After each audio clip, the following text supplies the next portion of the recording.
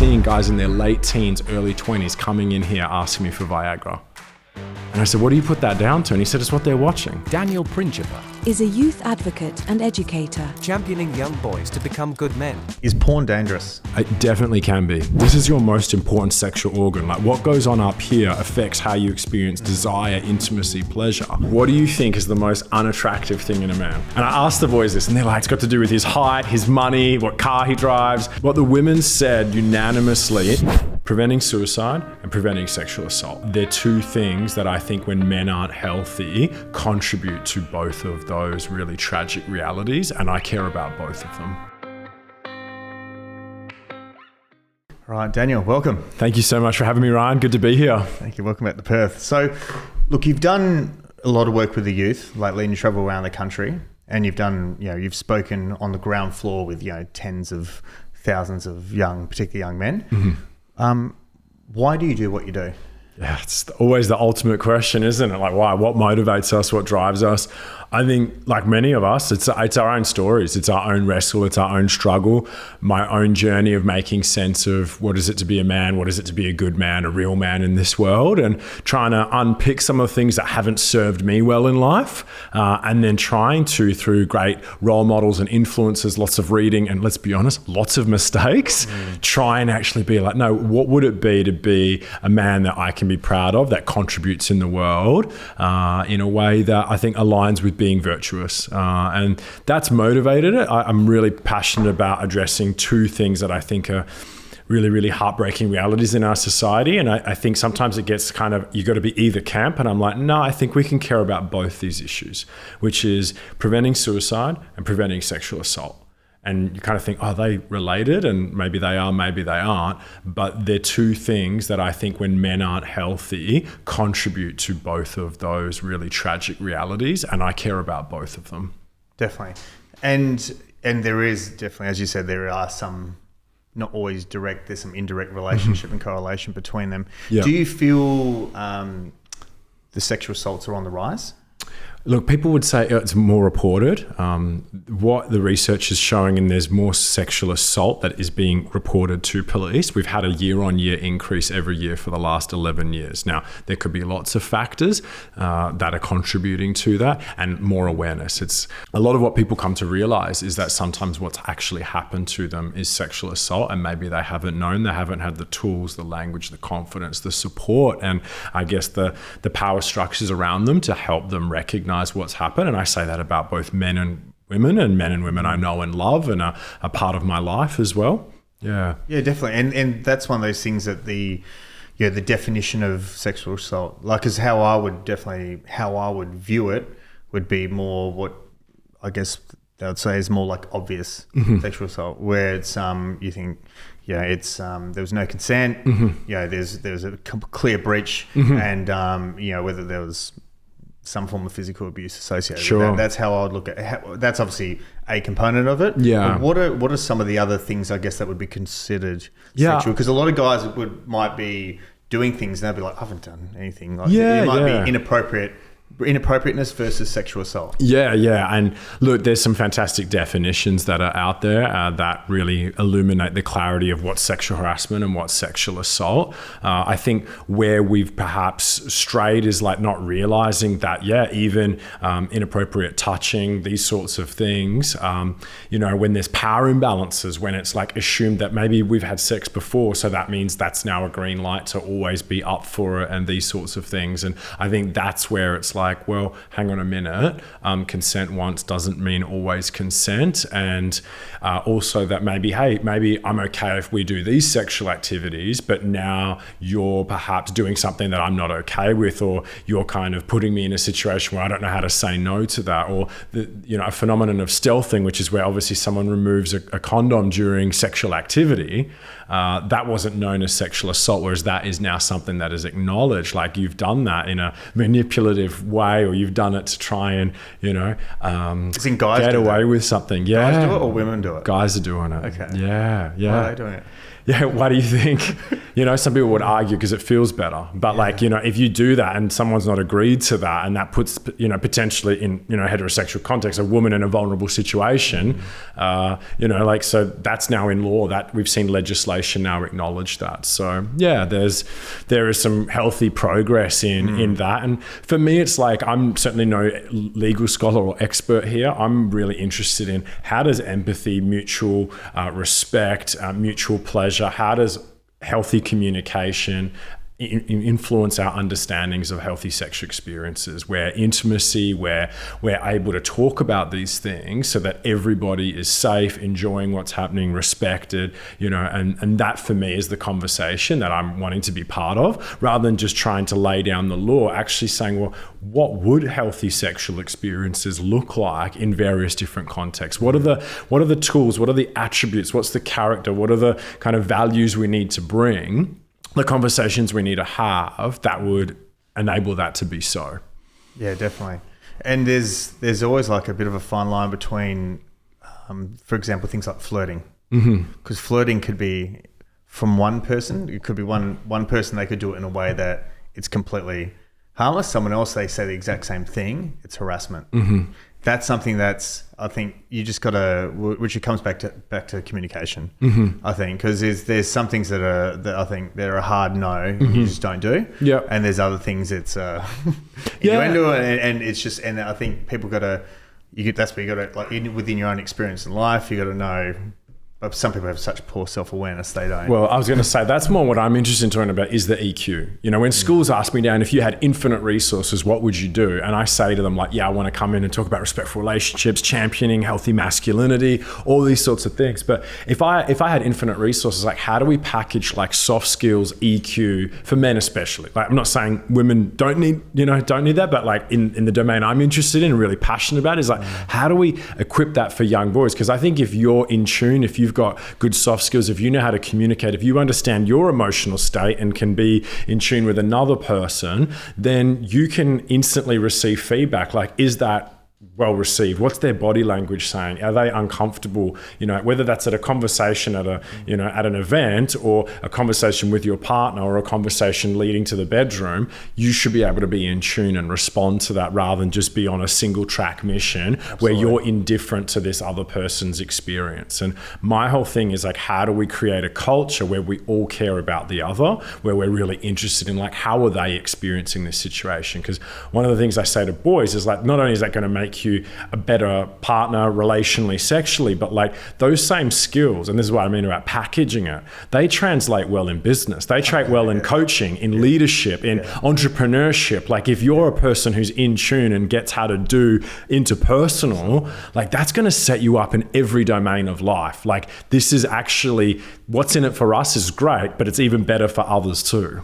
No, definitely. And you're going to have a lot more impact in life, in every aspect of your life. 100%. Yeah. You actually are I feel like you're quite vulnerable if you have very low social intelligence and, more importantly, emotional intelligence. Because you might be able to make a lot of money and be this business beast and be a physical specimen, all these things that guys traditionally thought were very masculine. Yeah. And look, there's elements of like, training and looking after yourself and for developing sure. That is still part of being masculine. But it's the emotional intelligence is, I feel like, empathy, compassion, self-awareness. They're the things that, like, when guys can actually have the other stuff, and then they add that onto it, it's just like, it's great. It's great. I think it's all part of like self-mastery.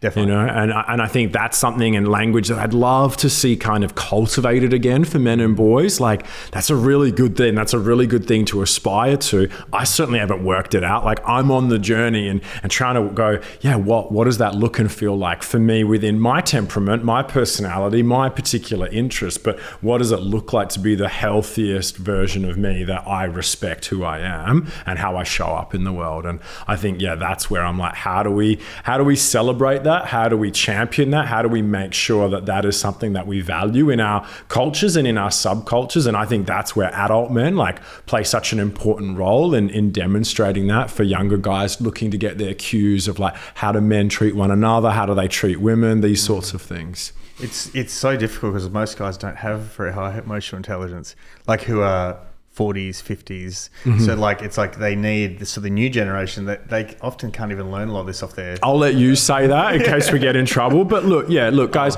let's just be real here. Because I'm around that age. You get a lot of guys around my age got kids there, mid 30s to like mid 40s, 50s. Like they like EQ is something that it's really missing, and you have to almost find your way of like a mentor who actually, or someone who can help you. Yeah. Because often most guys don't possess that skill in a high. Especially if it's not been modeled for them. If you've not been invited to actually see that as an essential part of your humanity and your vision of masculinity. But yeah, and I get that. Not everyone's had that modeled for them. And I was actually listening to Dr. Bruce Robinson from the Fathering Project on Friday here in Perth, talking about that for dads and giving them the confidence. And a big part of it was, he was talking about like, obviously listening is like such an essential skill. Like if you want to grow in pretty much any area of your life, like listening is going to be fundamental to that. And he said that fathers self-reported. So to your point, this is some of the research to back up what you've just said, is like fathers self-reported not being very good listeners, their own admission. And I loved the kind of real simple way that Dr. Bruce kind of like summed it up, is like, this is how you know if like you're a decent like listener, is like, do you let someone finish talking? And then do you ask a question? And I was like, that's actually so simple, but like shows that you've engaged and thought about what they've said, and then wanting to know more because you're interested, you care, you're kind of wanting to connect with this person on a deeper level. And I just thought, that is so simple. How do we champion that for just all of us? And obviously we now have to do that on this discussion. No. But it's like, yeah, I love that. What a simple framework to think about. Yeah, like, am I listening to my wife, to my kids, to my business partner, like whoever? Yeah, but it's just about being present. Firstly, and most people aren't. I mean, if you're just on that rat wheel, on the rat race, and you're working, you're stressed and you're distracted, and it is hard for, particularly most men are just caught in that sympathetic fight or flight, men and women, but like, and to have tools to be more present, and that's obviously a massive thing for parenting. And you just lose connection with people because if you're not present, you're just not listening, or alternatively, you're just waiting for your turn to speak. Yeah. And people can tell. Yeah. If you're not listening, and most people just wait for just their opportunity just to go, when's this person going to shut the phone up? So I can actually start pushing my agenda of conversation as well. For sure. And when you are a bit more present, you're hanging around other people who are more present, you see that, and you're just like, there's just no depth because there's no back and forth with it. It's just, all right, I'm going to take it this way. All right, I'm going to take it this way.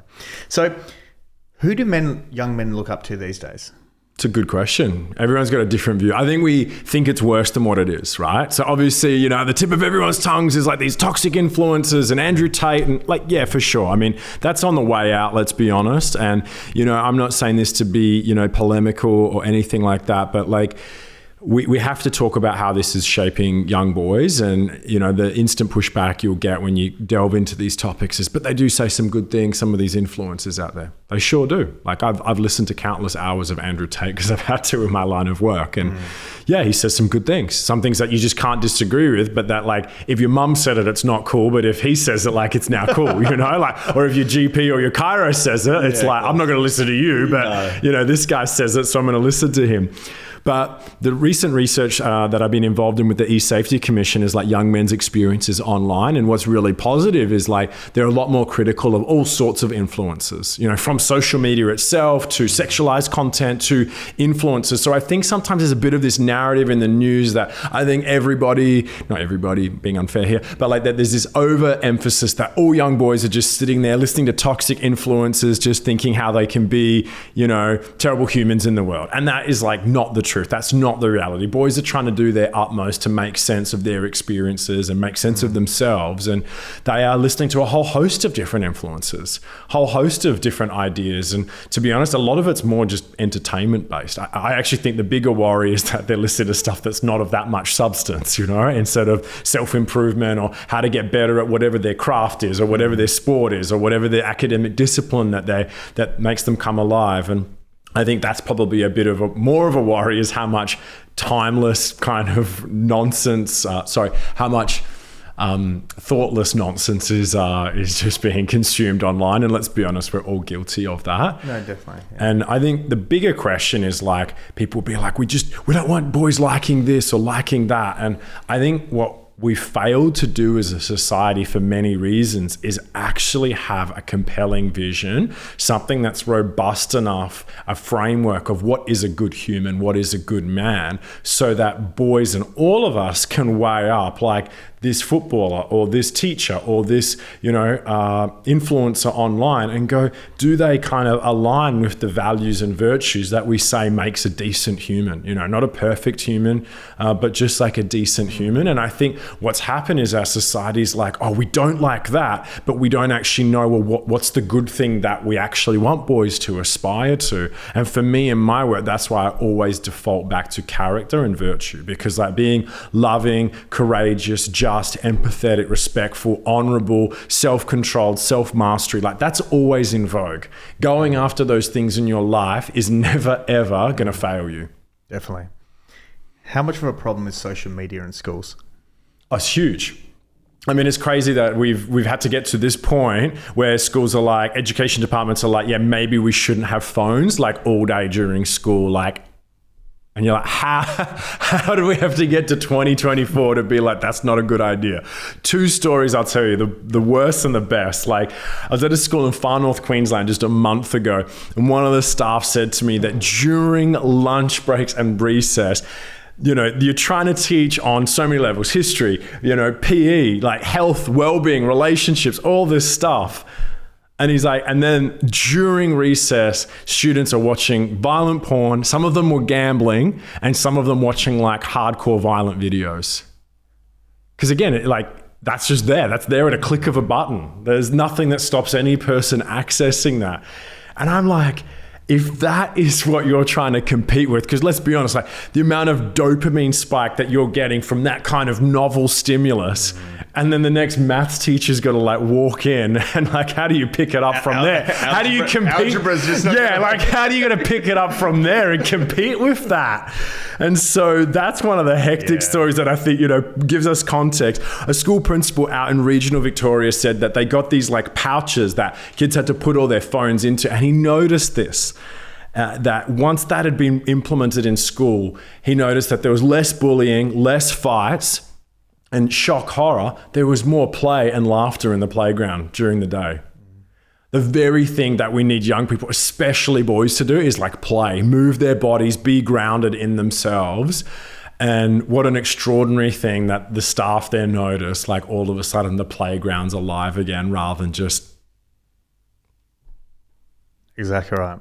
And look, there's so many, just off what you said there's so many ways I could go with that. But in terms of even just like the big shift from that play-based childhood to more of, like a phone-based or digital-based childhood. And that really happened from, 2010 to 2015. Yep. And that's something that, I was in high school many years before that. And it is a lot of people, particularly north of 30, north of 40, north of 50, they've got no actual real understanding of the depth of the challenges as well. Because there's so much biological changes happening in the brain around, pre-puberty, puberty. There's unbelievable amount of changes. And you can have a social media account at 13. Yeah, at 13, and then kids are getting it younger too, even though that's like what the social media companies look to as the bare minimum. And let's be honest, they're hardly the bastions of integrity and child well-being, given that they've known for years that it was harmful to the well-being of young people. Like the whistleblower Francis Hagen at Meta leaked that they had known that this was having a detrimental impact on young people and not doing anything about it. They've had to kind of be dragged kicking and screaming to make their platform safer, and there is still so much more to be done in that space. But I just want to say though, we have to have empathy for young people, because last time I checked, they didn't create the phones, they didn't create these platforms. They're just navigating it. They've known no other context. My first phone, I was 15, I got a Nokia 3310. Limits the amount of carnage you can inflict on yourself and others. You can play Snake on the back of a school bus. That's it. I was bullied a lot as a kid, but at least for me, once I got on that number 60 bus home, no one could contact me from 3:30 to 8:30 the next day. That's not the world of young kids now. There is no respite from it. They feel the FOMO got to be across everything that's happening. Things are escalating. And I feel for the schools who are then triaging all this on a Monday morning, trying to work out what happened at the weekend party, who sent what to who over some group chat. And again, like I say that I have a lot of empathy for everyone trying to navigate how do we raise healthy, resilient young people in this time, because it is more challenging. Now, that doesn't mean we just go, oh, too hard basket, like not going to do anything. It just means let's try and diagnose the problem a bit or the challenges and then work out, well, what can we do about it? Because phones aren't horrible. I love my phone. I spend too much time on it. I'll admit that, especially for my line of work. I'm just always on it. Lots is happening. I've connected with incredible humans. You and I have connected because of phones, and we've chatted, and I've met people. I've met heroes and mentors of mine through it all. But that's with me with now fully developed frontal lobe. It takes a bit longer to be able to make those decisions around. And so we have to help young people, and we can't take off the guardrails too quickly. As you rightly identify, their brains are still developing, their imprints, their templates of identity, of sexuality, of relationships are being formed really significantly at this time. Exactly right. And that's an age from like 9 to 15 as well. Like there's so much like unbelievable neurological development and social development. As you said, like they develop themselves around identity and just the biology and the neurology.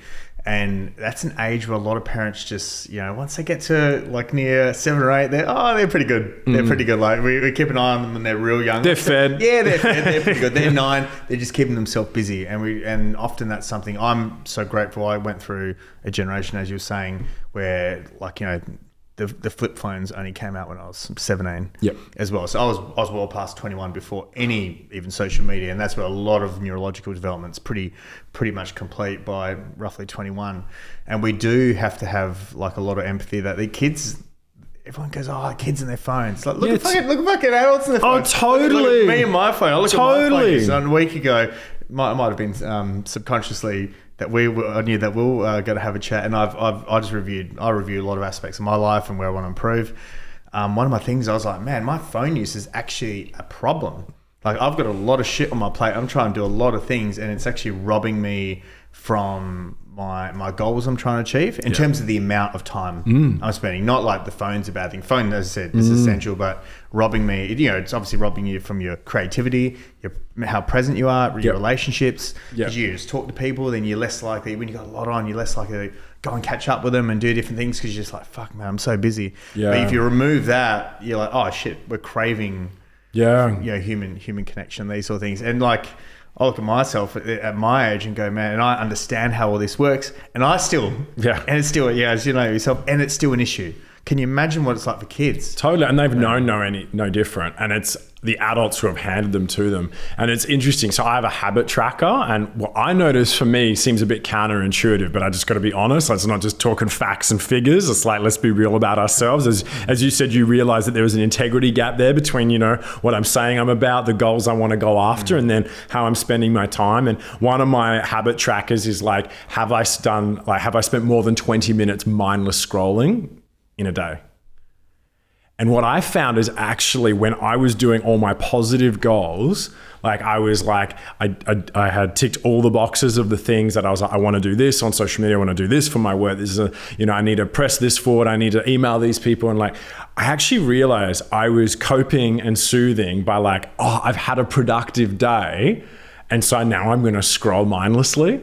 And so what I actually noticed is the busier I was, or the more, maybe not busy, more productive I was using that as a little internal justification to then junk time scroll, which is really interesting for me. So now I'm like, what do I got to do when I am having these great days where I am being productive, and my kind of internal kind of little guy is like, now we can just go scroll and, just binge out because you've done everything you need to do. Now, again, I'm not saying never do that, but I realized like, and I'd done it a bit of late because I've had so much on.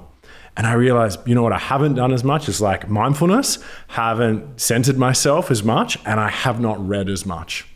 It's correct. So as much as I was doing other good things, I realized that it had robbed from other areas. Sorry to cut you off. No, that's right. And I was just saying, like, it's about, I guess, creating different reward rewards for like when you are productive, not go, I've done this.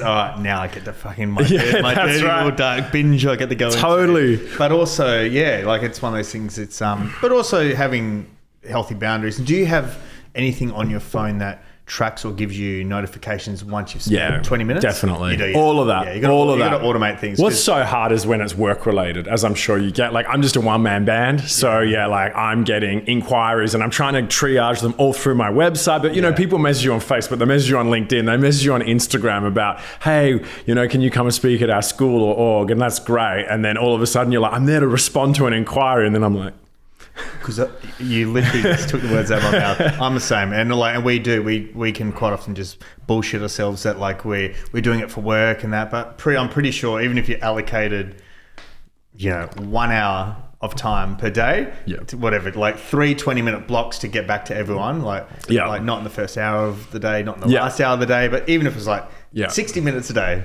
split into however you do it and have boundaries around it, you can get back to people. You can. You don't need to get caught in the vortex. And I caught myself over. I'm so full of shit. Like going, with business and doing content. It's like, nah, you need to be on it a bit. But I mean, I've got people that post for me and do edits as well. So it's like, it's just a matter of having the boundaries, and that is something that you just got to treat yourself like a kid sometimes and get the phone and take it out of your room and not think that you're above some of these things. Well, what I say is like there's no superheroes. No one's got ultimate willpower. And some of the stuff that I've read, like looking at like James Clear's work or Adam Grant's work, is it's like no one's just got this like supernatural willpower. It's like, are you making it easier to choose the good and life-giving and healthy things and making it harder to choose like, the things that actually undermine your kind of goals and commitments in life? And that's something that I found is it's like, especially when you're trying to start a new habit. And one of my lines for the boys, whether it's about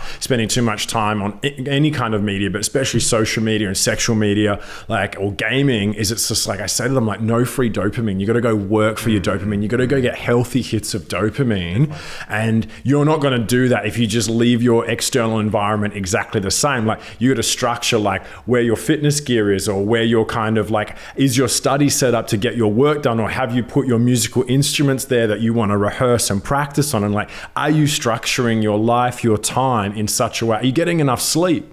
Like, are you eating well and doing all those things that make it easier to choose those healthy things? Because I know that, when for me, like I said, working too much, it's like, oh, I need a little happy hit of dopamine. And so it's like double cheeseburger and some scrolling looks really, really good right now. It's like that's, and so you're craving that because it's the easiest way to like get that like little satisfaction hit. And neurologically, no matter whatever your addiction is, it's the same process.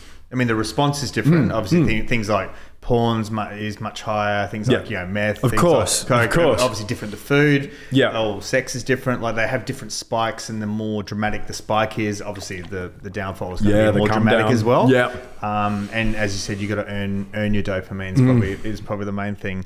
But and like there's a lot of wiring with it, and it's funny how people will judge different addictions, but they sort of still come from the same place. Oh yeah, and often they're masking the same shit. Of course, low self-worth. That's like right. Boredom, lack of purpose, lack of meaning, lack of drive. And you're like, I just want to feel good. And like, I'll be honest, in my work with lads, like my whole thing is like, let's talk real about, let's just go there, like porn. And it's not to shame anyone. It's like, let's just put the facts on the table about how this can impact you personally, your own sexual function, your relationships, blah, blah, blah. Well, let's unpack all that. But when I speak to people, I think they think, like people, especially these boys, they're just watching it because they're horny, blah, blah, blah. No way. The most common thing I hear when I ask boys, like just out of curiosity, it's not to joke, like just tell me like when do you feel most susceptible? And they're like, when I'm bored.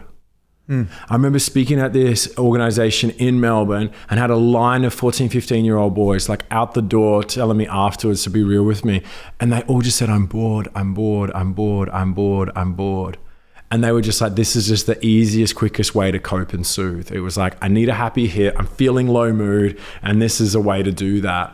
And I found that really fascinating. Like, I'm not saying it's the only thing happening or the only dynamic. No way. Nothing is single issue, but it was like really interesting to me. That was about 3 years ago that made me really look into this dopamine, and dopamine detox. And obviously Professor Huberman's been speaking so much about it, and fascinated by that and realizing that, we're all just trying to cope. And you just want to make sure that as many of the things that you're looking to use to cope in life, are they healthy or at least not too harmful for you long term, or sometimes even short term. Definitely. Is porn dangerous? It definitely can be. Yeah. I'm not going to sit here and be like, oh, you look at porn once, you're a horrible human. How bad are you? Blah, blah. No, I looked at porn from the age of 11 to 19 until I heard a message like what I try to give today to make an informed decision. Most people have been exposed to porn, according to the research, through pop-ups. Like the year 5 and 6 boys tell me they've got pop-ups in their online spaces of porn ads. So they're not at fault for that, nor was I when someone showed me, which is the other second most common way that a young person is exposed to pornography, is usually somebody is showing them. And so in that one hit, it can be impactful. It certainly can shape sexual scripts. You can't unsee that. I wish I could, but that's the reality. Where it is dangerous is when it is that real habit forming. I think all porn harms us, and I think it's a real danger because of that just dopamine spike. So you mentioned crystal meth. Someone who's far better at the science of this than me, please chip in. Spikes dopamine 5 times, cocaine and ecstasy about 3.5, porn 2 to 2.5 times, like the normal limits. I'll need someone to fact check that. Yeah, I think amphetamine's like 1,000% increase, like 10 times. Yeah, okay, there you go. Like 150%. Yeah. Yeah, and so they're all ballpark. Yeah. And so it's like if that is something that is hijacking your neural pathways in your brain, like that can really lead you, especially when it becomes to this concept, as you would know, as a desensitization. So the first time you maybe just see a naked body, you're like, oh, that's interesting, that's stimulating.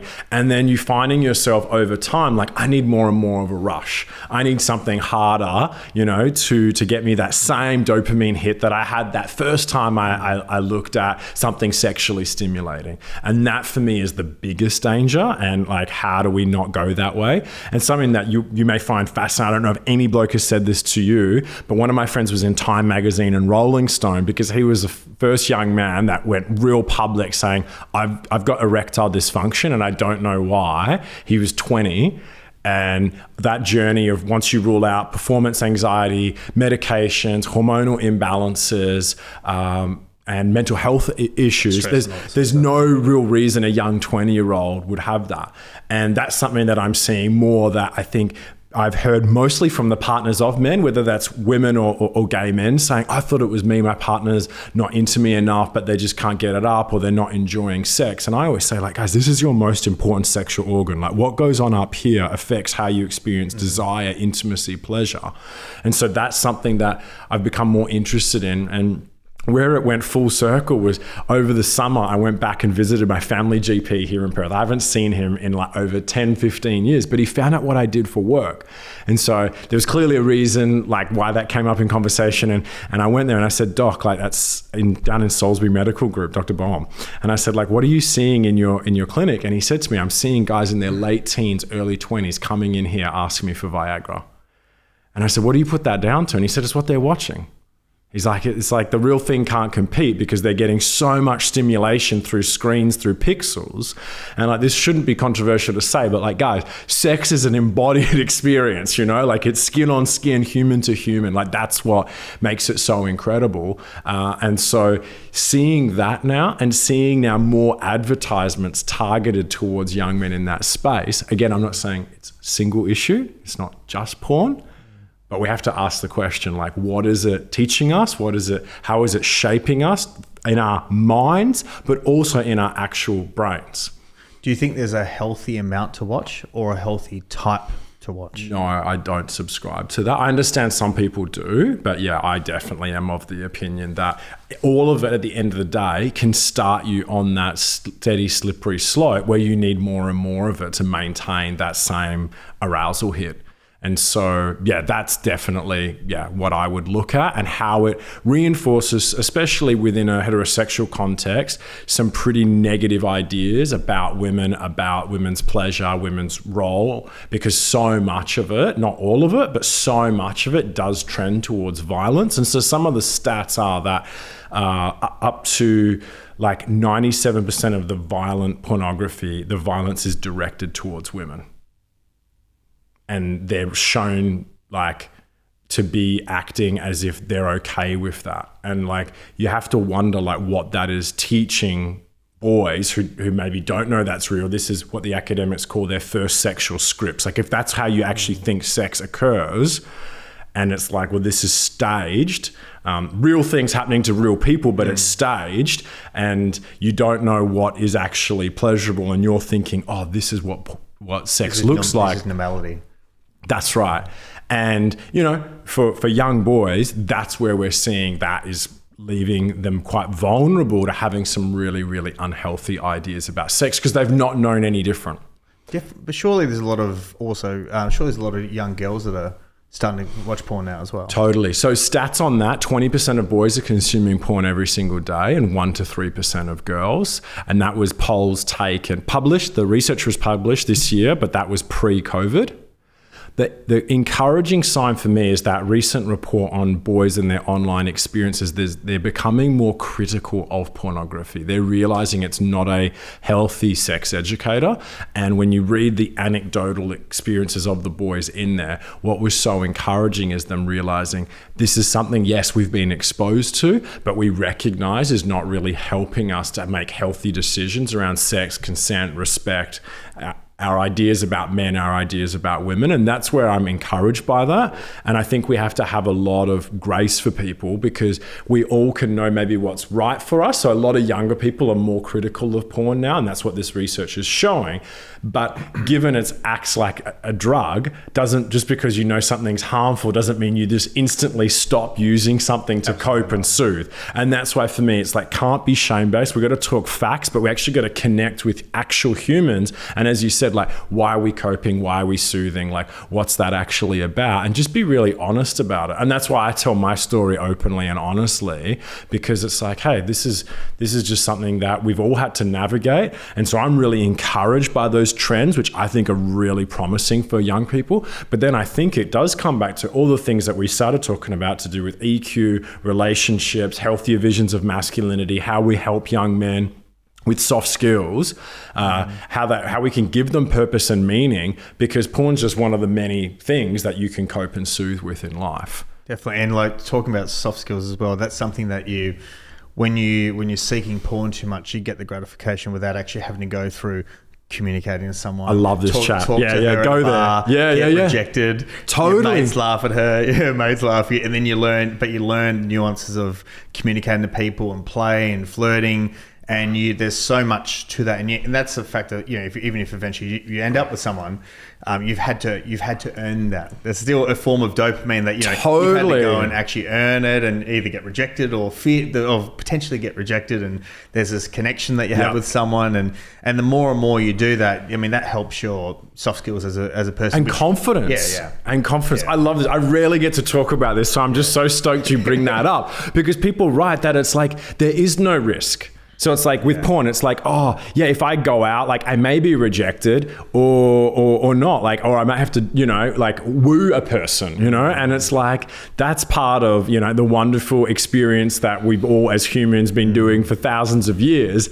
And this is like, well, that cuts out all the effort. I can just stay at home, pleasure myself. There's no risk. There's no pursuit. There's no fear around that. And for me, I'm like, even that, like, I'm like, yeah, that doesn't sit well with me in the sense of like, I don't think that's good for us. Yeah. In terms of like, it minimizes the opportunity to form some really good skills and character and some self-respect by getting out there and going into the fray. Yeah. And like, I think, to be honest, that's the biggest thing that like beyond this porn chat is like, how do we just help young boys and men too? We all need it. Like, and I'll be honest, I've been so passive in life, and it's like, I've had to learn to have a backbone, to be okay to fail, to make mistakes, to put myself out there. And I I wish like I had done that sooner.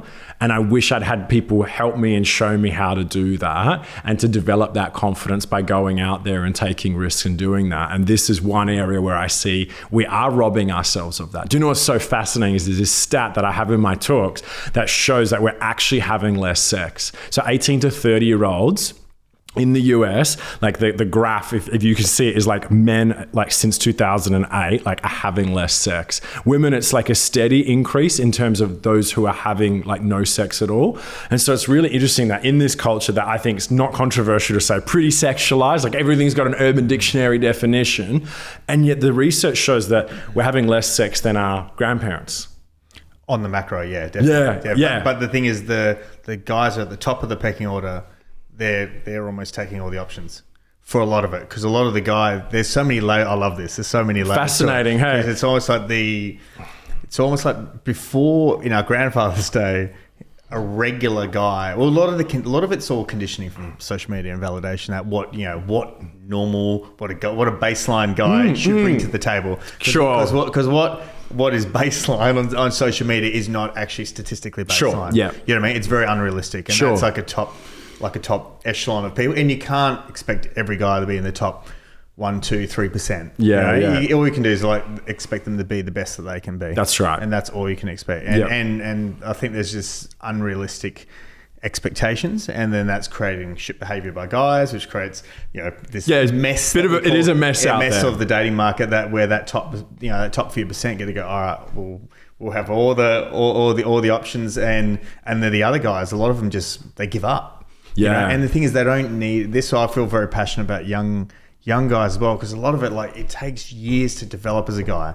100%. And you're not going to be a 19-year-old and know how to communicate really well and have like be in a real financially strong position and have a great business and look after your health and all these things. So you can do little things to work towards Absolutely. that. But it takes a long time, and you got to eat some shit for a long time, and you need to to be that well developed individual. And it's just that's what I sort of say to young guys. Like, don't try and fast track that process. You just have to focus on those things, and if you do the right things over time, your time will come. Yeah. Then that's just the habit of discipline, Yeah. And it's like it's so essential. And that's where I think we do live in such a microwave culture. We want everything fast, and it's taken me a long time. Like, I'll be honest, I felt so insecure, so worried about what other people think. I always say I'm a recovering people pleaser. Like, I'd be so worried about what other people think. You can't do my work if you're constantly worried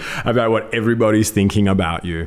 Of course, there are some people whose opinion really matters to me because they're in my inner sanctum. And I think it's not healthy if we don't give a rip what nobody thinks. It's just, who are those bodies? Who are those people that we should be concerned with? What is our reputation? What's our character? Like, how are we showing up? But I think it takes a long time to become grounded. And it takes years to figure out who the fuck you are. Totally. And wrestling with your own insecurities and just owning that. And, I asked the boys this morning, I ask this question all the time. So one of my mentors, one of the guys I look up to most, he lives in New York. He's an Adelaide boy, lives in New York. And he polled women in New York and said, what do you think is the most unattractive thing in a man?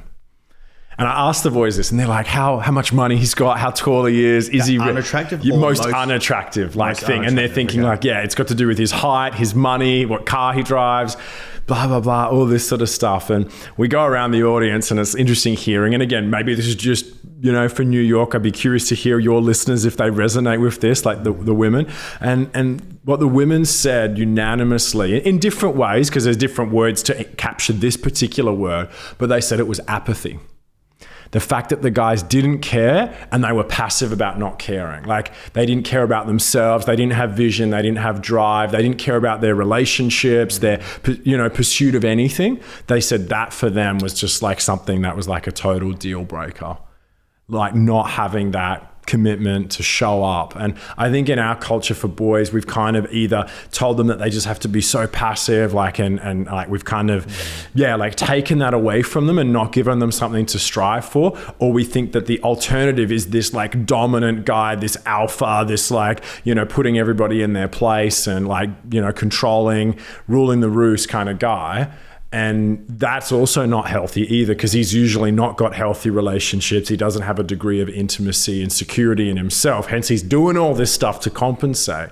But there's this beautiful, healthy other path where it's like you can be grounded and secure in yourself and confident and make space for others and be successful, be disciplined and have fortitude and have courage. And I feel like that, as I said, is like the part that I feel like we haven't advocated for boys. And it's like that also doesn't happen overnight. No great thinker, philosopher kind of example in history is like, yeah, this is a simple overnight task. Is something that we help each other out and hopefully do in community, because there are no, superheroes. Definitely. And for men, a big part of being the healthy masculine is to lead. And if you don't even know where you're going, you have no purpose, you have no direction, you have no fun, you're not enjoying the path going there, why would a woman want to jump on that train? Yeah. You know what I mean? It's just like a train for pain. If a guy's got no drive, it's just apathy, he's just given up. Like it's unless someone's coming in just to, you don't want to be some basket case. Yeah. That people are just trying to help. You need to first and foremost have that respect for yourself. Absolutely. There's simple things you can do. Like, from eating a bit better, physical activity, try and get on top of it. It's all that physical stuff, or is it more the health-based sort of stuff that you can sort of focus on. Then it's like, all right, get a control of, is it finances an issue? All right, figure out what skills you need to develop, where you need to go. Okay, then your circle of people. That's right. That's the biggest one. That's the biggest one. And because if you hang around people and the thing is, as you do develop, a lot of you, particularly if you're someone operating at that lower level, as soon as you develop a little bit, just a subtle bit, that's going to intimidate and bring out all sorts of insecurity of that circle that they're around. Because people operating here do not hang around people operating there. That's the reality. So people there, they have that lonely growth that they have to grow. And the hard part is when you're operating down, the people here, they don't want you to go up. Do you think that's part of our Australian tall poppy syndrome? There's elements of it, that crabs in the bucket. Because I see that for the boys is like the decent, courageous boys who speak up and show empathy and want to champion, themselves and other boys. Like everyone wants to kind of pull them down. And I had it at a school the other day in Brisbane where one of the boys who was speaking up, all the other boys, not the other boys, but a pocket of them started giggling. And it's like, he's the one that actually had the guts to stand up, to share, to speak from his experience, and you're trying to tear him down. Like, what's that about? I think there's this. I'm very passionate about this. Like, particularly for even for example, what yourself is doing. So, Australia, I find a lot of Australian culture is tall poppy syndrome, and you're doing I look at it as you're doing very good things, and you're coming from the right place. But there will be people that will shit all over what you're doing, even though it's coming from the right place. And that can be hard if you're doing something like, I'm actually doing something from the right place. But the thing is, as you become more impactful and you get more notoriety and you develop yourself and you meet people operating at a higher and higher level, that's just going to remind a whole bunch of people of the dreams they gave up on. And that's just too painful. And they can't just sit with themselves and go, all right, Daniel, Ryan, or whoever's, they're really going after it and they're doing this to this. Good on them. Either who gives a shit about what they're doing, or good on them. Great what they're doing. Like either's fine. People don't have to give a shit about what people are doing. That's right. You don't have to. Everyone doesn't have to look up to you and think, oh, you're amazing. And it's and we don't do things. We got our own patches. Yeah. But I think when someone feels the need to start shitting on someone and trying to go crabs in the bucket and pull them down when they're doing something from a good place, but they're just trying to reframe it. It's just, they just have to do some work on themselves. Totally. And I think that's part of when, in Australian culture, it is very, if you're doing something a bit different, if it's not mainstream or mainstream successful, if it's a bit on the fringe or creative, or if you're an actor or you're a bit of a, or you're a content creator, or you're doing something that's not, it's not mainstream. It's not, oh, you're a doctor, or you got a mining business and mining, or you're an electrician business. Oh, we understand that. If it's outside of that scope, it can be a bit. They struggle to get their head around it until there's a tipping point. I find that when you go you'll get pulled down, and then you hit a tipping point, and it's like, oh, you actually receiving love on the macro scale. Oh, right, now we love you. Yeah, which is It's a fascinating thing. Yeah. I would say though, we have to be open to like feedback. So like, I don't mind if people want to like say to me, hey Dan, actually, have you read this research or have you considered this perspective? Like, I always want to learn. I say that to the boys, like I've got stuff to learn from you. But I think when it's just criticisms, that is the part of Australian culture I just have like, no tolerance for, because I see how it actually hangs on boys, how it causes them to feel like they can't aspire for more or break out of whatever cards in life they've been dealt when their mates pull them down. And my whole thing is like, well, if we know how to celebrate what happens on a footy field, like when a guy kicks a goal in footy, do his mates go, why'd you do that for? And like make all these stupid sounds that the other boys make. No, what do? They get around him. They celebrate it. So it's interesting how, as you identify, there are some areas that we're okay with because it ticks our box that will get around you, but not others. And that's where I'm like, how do we actually create more of a normative culture in Australia where we champion people wanting to become more emotionally and mentally and relationally and sexually healthier and just talk about that. And again, always open for feedback. So your listeners listening now, always welcome to give feedback. If it's constructive, if it's thoughtful, not the weirdos who are going after me on Triple J right now. Bless you guys. You can edit that out. Yeah. And look, and the thing is, if you're really pursuing something, as long as I think it's authentic, like you're never going to get it completely right. Yeah, there's probably that's right. There's some things, if you communicate the exact same message the exact same way now as what you do in 10 years, you're probably not, you're not growing. You're not learning. You don't have that as a mindset. So there's going to be elements that you might flip-flop on a couple of different issues based on in light of new evidence. Absolutely. And that's fine. And people will hang shit on you for that. And you just got to own the fact that, you know what you're trying to do and what you're trying to achieve. You're not going to do it in a perfect way. Yep. You're just committed to, being better. And, there's going to be a bunch of people that shit on you. Good on them. Yeah. They're just tire kickers. But the thing is, there are people that do provide some good feedback. And we have to hear that. And I think for me, that's one of the biggest things that I think you're starting to become more secure just as a human is do you actually receive feedback? I remember one of my mentors like really grilling this into me. It's like, even if you disagree with it, you smile and you thank them.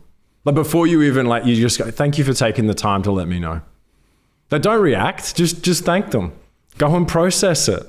Like even if you're 100%, and it was such a good discipline, hey, because I am more high feeling, high thinking, like that's my temperament. And so it's like, I've got 1,000 thoughts, I got 1,000 feelings to tell you. And I just kind of learned to actually just go, thank you for that. I'm going to go away and think about it. Do you mind if I come back to you? It's a massive pattern interrupt because they're shitting on you for a reaction.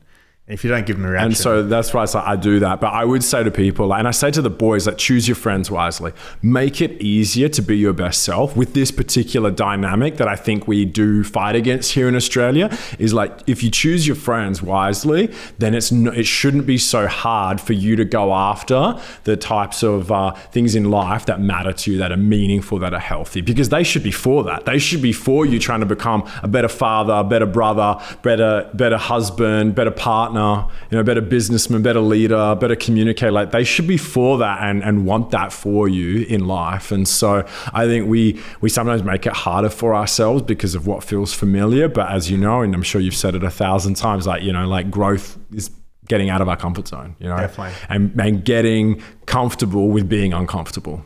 And really embracing the fact that you're going to go through, when you shift in life, you're going to go through a very uncomfortable, lonely period. Where you go from that group that you're operating at, and as you increase your level of operations as an individual, you're going to get some other people are going to come up with you. That's amazing.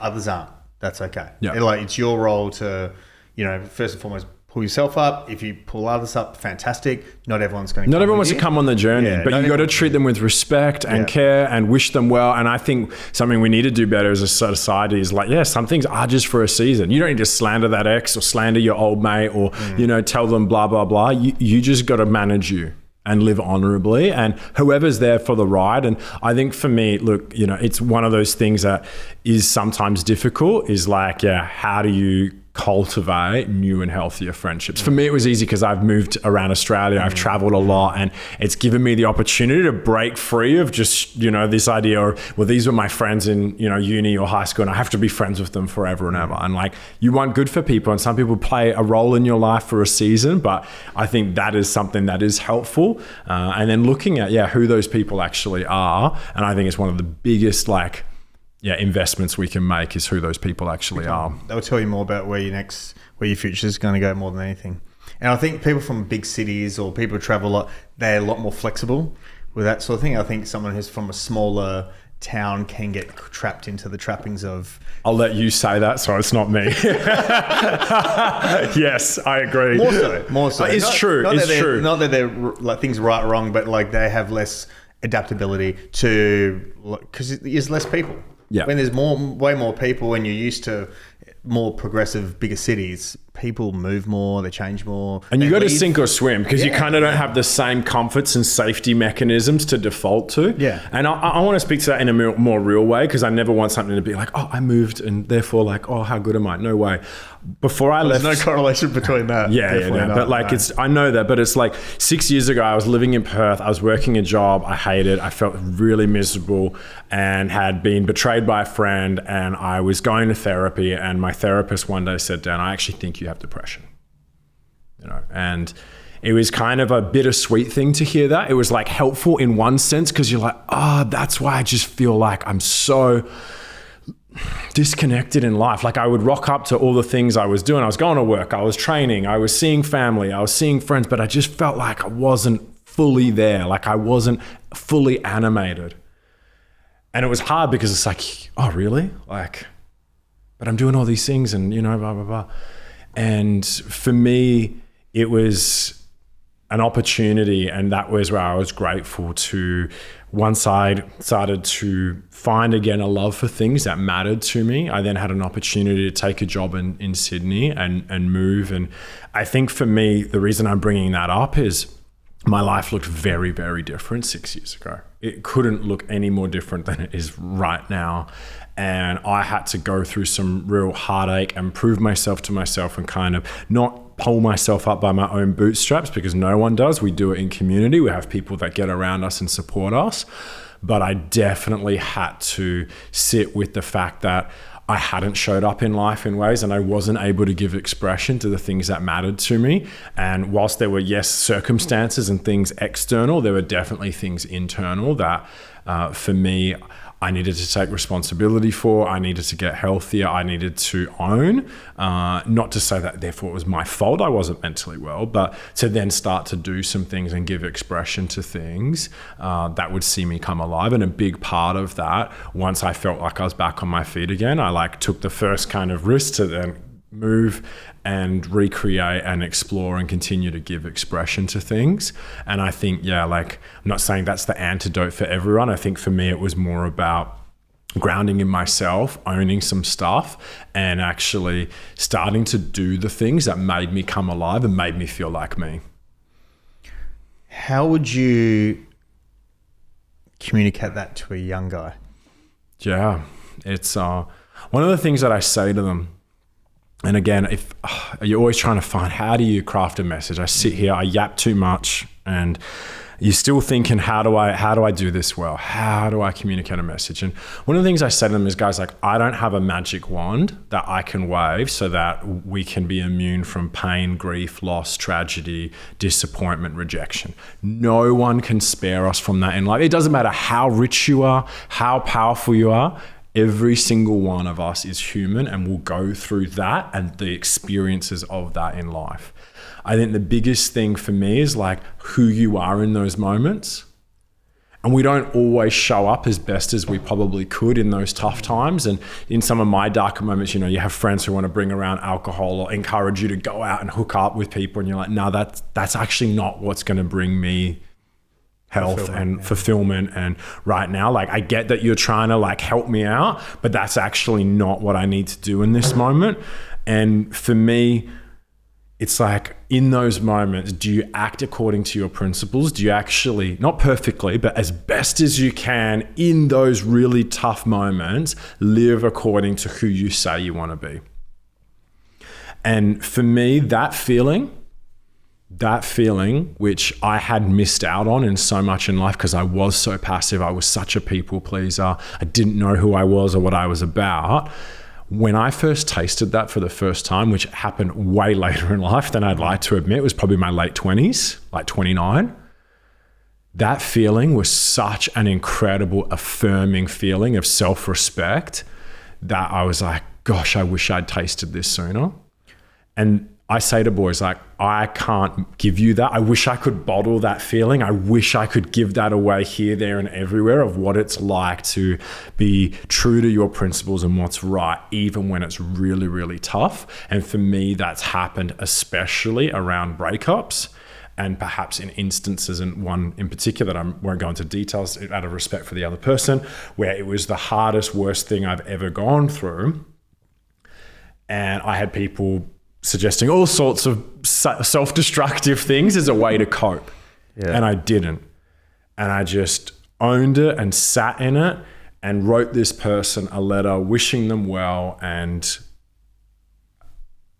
just extending goodness to them. Even though I had lots of reasons to cope in destructive ways or lash out. And for me, I look back on that as one of the most significant markers in my life. And the work that I do now with boys and men, most of what is in here, and then what comes out was birthed out of that moment, because I was in the darkest place of my life.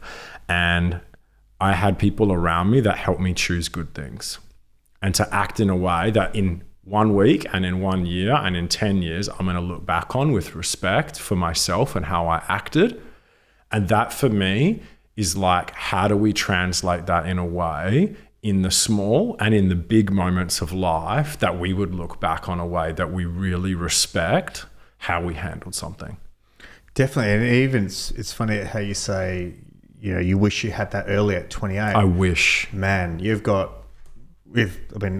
the amount of men who are like just completely dishonor themselves in their 40s, 50s, and they've never had that moment.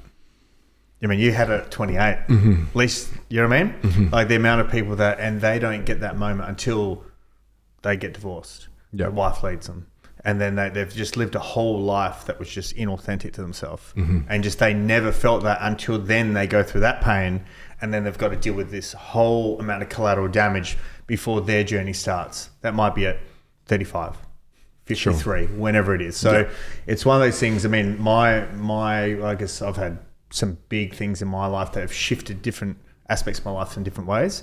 But my probably major healing journey started when I was about 10 years older than you. And I'm like, man, I did so much personal development and all these sort of things, but that was more, it wasn't actually understanding who I am and the depth of where, the darkness is and behaviors and all this sort of stuff. So I look at it and go, fuck, man, there's a lot of collateral damage.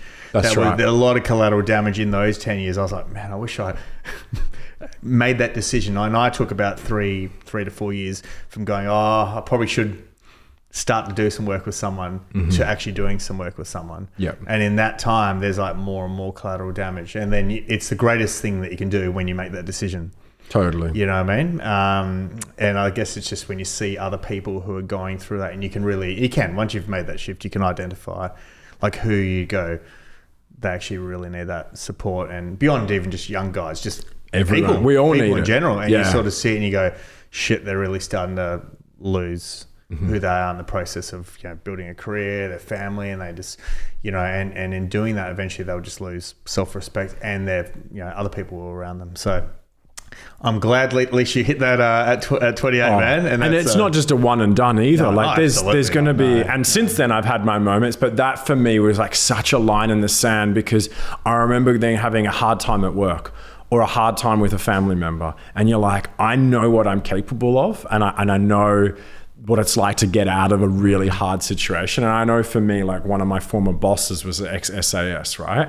And I remember the best bit of advice he gave me was like, you got to prove yourself to yourself. And not in this like, oh, I got to be a tough guy kind of thing, but it's like, you have to know deep down that you have the emotional and mental kind of resources available to you to get through some of the tough times in life. And that's what he was pointing about, not being some, badass guy with a gun, but actually like, do you have those resources, which isn't just pure grit and toughness? Like, you do need the empathy, you need the care, you need the self-care, like, and the self-awareness. And the relationships, like that's the biggest thing. And like, if anything, like that is just my heart for like all men, because we are in a male loneliness epidemic. There are no superheroes. We need one another. Like, we actually need each other to help one another through these tough moments in life, and to remind each other of like who we are, but who we can be, and how good that feeling would be when we do get to handle something well. Definitely. How do you foster brotherhood with the young fellas? Try and listen to them as much as possible. I don't talk at them. Of course, I give them information, but I want to listen to them. I want to hear what's going on in their lives. I've got like a 10-minute intro to try and hopefully show them that I give a damn about them, which is hard because you're a complete stranger, walked into an audience like this morning of a few hundred boys, and I'm, who is this guy? Why should we listen to him? And fair enough. Like, why? And so trying to listen to them, and getting them then to then listen to one another, because I'm going to get them to speak and share and encourage that. And I want them to honor one another. I'm not trying to police their behavior to be like, shh, because I'm offended. It's because I actually want them to listen to the mates in the room or the guy they've never spoken to and be like, oh my gosh, he's human too. He's gone through some stuff. Oh my gosh, there's actually more that unites us here. We're all human. We're all struggling with different ideas and having similar-ish experiences. And so that's where, for me, it is that listening piece, to have that empathy and that compassion for self and for others. And so that's why I put such an emphasis on it, because they get to connect with one another, see the humanity of one another. Because as I say, guys, I'm gone this afternoon. Like, up to you now. You're going to keep shaping one another. And I asked them, like, are you going to then be a positive, healthy influence for good in these other blokes' lives? Definitely. And that's one of those things. It sounded like a variation of something I did. We did a lot of like men's circles. We ran sort of over the last sort of year and a half. And we would always have like 12 guys run it in a room, different bunch of dudes, probably somewhere 20s to 40s. And you just see the shift. The guys, they go to a place that they've actually never gone to, and as men, we need to have that. Absolutely. Because you have guys you mates with for 20 years. It's very surface level. It's fun. It's fun at surface level. You do things for each other. It's not like it's toxic. It's just there's a depth that never gets touched. Totally. And I think when guys really commit to allowing themselves to go to that place, and they do it with their mates, or in particular with a bunch of guys they don't even know. Sometimes it's even easier with a bunch of guys you don't even know. Agreed. And at least you can start that process. And you'd always have 12 guys, and there'd always be about 4 that would have the exact same childhood. Yeah. Or different things and different pain and different. Yeah. There's so much similarities between this guy's story would connect well with that guy and this guy, and guys get to think. Because a lot of us, we think, we're on our own, we're alone, our own pain, our own struggles are unique. It's like, they're not. It's like the same. Yeah. It's the same less than a handful of things that everyone's going through, you know what I mean? And it's just having that support. Absolutely. And I think for young, what are some activities that you recommend for young, like teenage guys to get away from being in the digital space? Yeah, that's more connection. Yeah, it comes back to the whole no free dopamine. Hey, like we all like different things. No two blokes like the exact same thing. So, but I think everyone needs to do something movement based. I think that's just so essential. Like not everyone's got to kick the footy. Like whatever that movement based activity is, I think it's so important. And I think it is important for us to find other creative or outlets. That could be fixing cars, or it could be music, or it could be sculpting. I don't know, but I think it's really important to have things that we can be immersed in and cultivate a craft, because it's not just about the craft, it's obviously the lessons we learn. And it's same with team sport, or like you learn so much about yourself in that if you're paying attention. So I'm really big on that. And the other one that we do not have time to go into today, but I sit with and think about a lot, is this idea of rites of passage for young boys. Because we've always done that pretty much throughout human history, and still happens outside of the Western world, less so, but that has always been a a reality for boys is they were initiated into manhood by initiated men, where they would separate, go, prove, do something, conquer. And again, today's boys aren't going to have to go build a weapon, kill a wild beast or anything. Go to war. We don't want that, right? But at the same time, there are still the intangible lessons there that I think once we connect them to virtues and character, well, what are still some avenues to help all of us, but boys have that? Because the worry is if we don't give boys healthy avenues to prove themselves to themselves, to be grounded in themselves, to have care for self and others and community, then what happens is other uninitiated boys say, this is how we're going to go and be real men. Let's go start fights. Let's go get drunk. Let's go do risky, stupid things. Let's go have sex. Like, that's how we're going to prove that we're real men. And that's what the research from the Man Box shows here in Australia, that they're the things that boys are feeling pressure to do. That doesn't mean boys agree with them. It doesn't mean we adult men think they're good ideas, but it's this perceived idea of that's what an Aussie bloke does. That's how he shows to his mates that he's a real man. And I think we have to find other healthier ways for boys to then be grounded in themselves, confident in themselves and who they are and who they're becoming, that doesn't look like self-destructive things. Definitely. Another big thing I think as well is like you hit the nail on the head, everything in terms of like whether it's doing learning an instrument, whether it's team sports, movement, all those things I totally agree with as well. I think a big thing which helps a lot is just regulating the nervous system. So whether that's time in nature, without stimulation, and this is something that because I'll go for like long walks, and there's times I'm like I'll have a podcast on. There's times where that's great. There's times you just got to get it, get everything out, not listen to music, and you just have to slow down the speed. And that's where, like, particularly I do a practice where I walk for like 90 minutes. I did one this morning as well. Like you just walk for like 90 minutes along the river.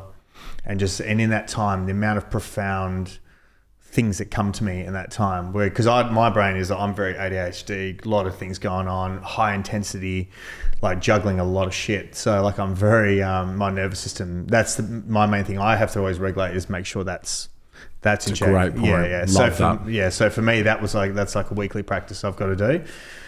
Definitely things from their sleep practices. Oh, because totally. Like if the sleep practices aren't in check, that's just going to destabilize the nervous and that's system. where you need to then cope with those destructive things. So I remember being at this school and like these kids weren't sleeping. They were spending more time on screens at night than they were sleeping. And it's like, I don't care who you are. You could be David Goggins. If you're doing that, you are not going to have the mental resilience. Like maybe one night, maybe two, but you can't do life like that and then be resilient. You can't bounce back from that, especially at their age where they need minimum, 8-9 hours? Yeah.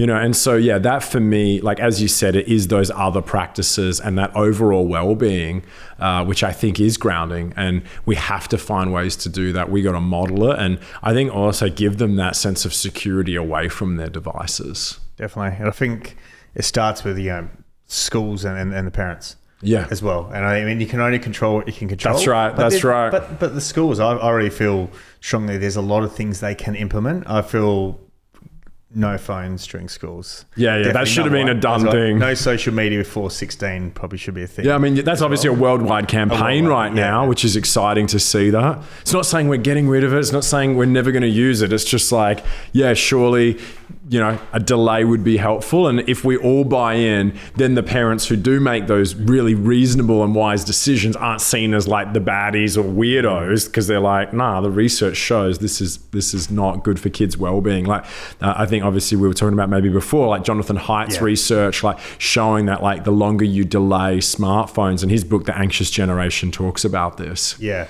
That's why it's got like his main 4 recommendations. Yeah. Not starting, no smartphones before high school. Yeah. No social media before 16, phone-free schools, and really encouraging independence and allowing kids to make mistakes and not helicopter parenting. Yeah. And just like encouraging the real play. Because like I really feel if the parents can do that, they can focus on improving their sleep, some boundaries around those different things. No blue light now before bed. Yeah. First hour of the day, more movement. Things like ice baths. Yes, love things it. Like that are great for ice baths, activity, connection. You're doing that, you're doing the right things. Absolutely. Daniel, thank you for coming on, my man. So, So good. We covered a lot of terrain, hey? We could go for hours. Good stuff, man. We could go for hours. I hold back. So, where can, tell us, like, where can we find it? Or anyone that really wants to get in contact Sure. with you? Always happy to have a conversation, so people can reach out to me on my website, danielprincipe.com.au. Legend, mate. Welcome back to Perth. Thank your you. hometown, and off to Sydney. Good to be here. I'll be back in August. Thanks, Thank you. boss. Cheers, mate.